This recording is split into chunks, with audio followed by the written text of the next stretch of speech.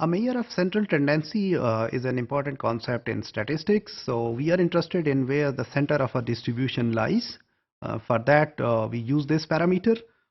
It's a value that attempts to describe the data by identifying the central position within that data. Mean, mode, and median, they all can be used to measure or to get that central tendency. So we are interested in where the center of a distribution lies. We can use any one from these three. And there are some cases where we prefer mean.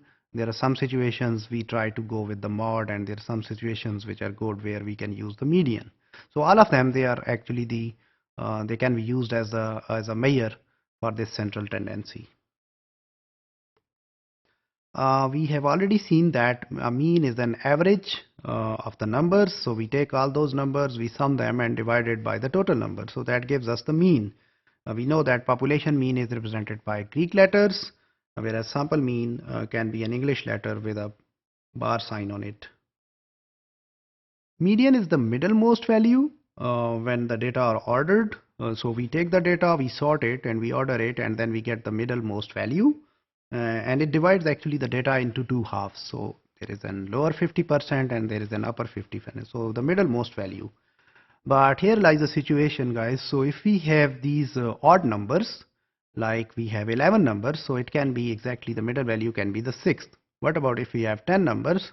So in that case, we can take the median as the average of the middle two, like the fifth and sixth value. So technically, it's actually the 5.5 or fifth, between fifth and sixth. So we take these two numbers and we average them. So in case of even numbers, we take the middle two numbers and take their average. Mod is the most frequently occurring value, and remember there can be more than one mods in our data sets.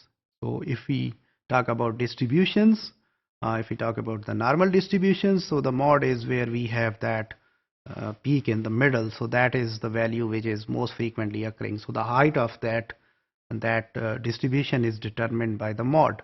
Sometimes we can have more than one mods. Maybe a distribution can be multi-model. It can be a bi-model where we have two mods. So so we can expect there are more than one mods in a distribution. Here in this simple example, let's elaborate all these three. So we have, for example, we have some grades coming from an exam. Though this data is quite hard to, find out where we should focus on in order to describe the central tendency. What we do with this data, first of all, we sort it. So when we sort that data, it looks like this, where the minimum is 0 and maximum is 100. Obviously the data has a range of 100, so it's basically a huge big range as far as this data is concerned. We take the numbers, we sum them up and divide by total numbers. So we have the average or the mean, which is 47. The median is where we want to get this middlemost value.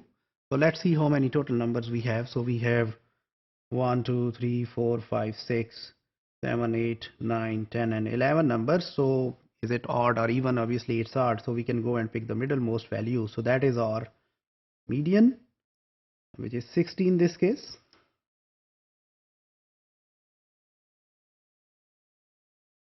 What about the mod? So which number is most frequently occurring? If you guys look, there are 300s in it, so obviously the mod is 100. Now is it a good result?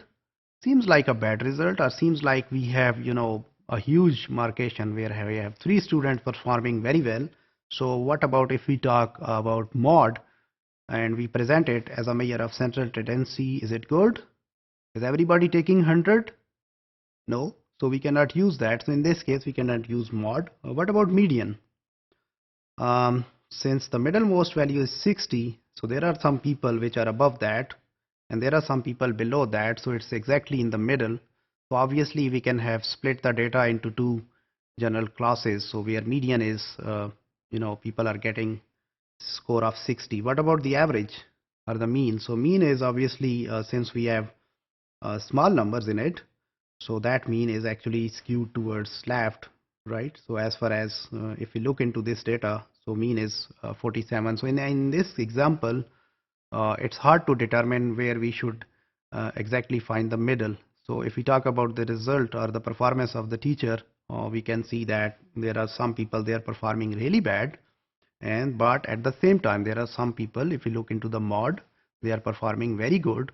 So maybe as far as to discuss these results, we can rely in somewhere on the median. So we can say that the median is 60, so maybe the performance is okay. So in this topic, we have seen that we can measure the central tendency or the central trend of the of a distribution by using mean, median, and mod. So they all can be used. And we have also seen that in some scenarios or in case of some situations, we can use any one of them. So sometimes we want to use mean, sometimes we want to use mod, or sometimes we can prefer median. There is one example where we can prefer mod. So for example, if you have some brands of some clothes, so in that case, like let's have like brand 50, 60, and 70, and most of the people are buying brand 70. So that company who are selling those brands can then prefer mod in order to have their future strategies. So mean, mod, and median they can be alternatively used to capture the idea of this central tendency.